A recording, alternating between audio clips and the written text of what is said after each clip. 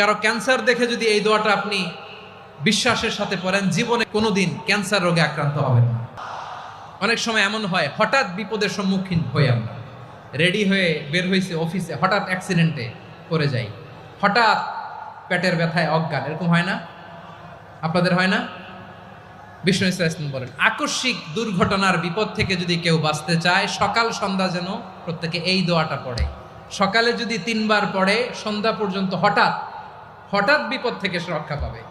Two be protected from sudden calamity, sudden disaster, sudden calamity, হঠাৎ বিপদ, হঠাৎ ভয়ঙ্কর কোন আকস্মিক বিপদ থেকে আল্লাহ বাঁচায় দিবে। সকালে পড়লে সন্ধ্যা পর্যন্ত প্রোটেক্টেড, সন্ধ্যাবেলায় যদি 3 বার পরে সকাল পর্যন্ত প্রোটেক্টেড। সুবহানাল্লাহ পড়ে।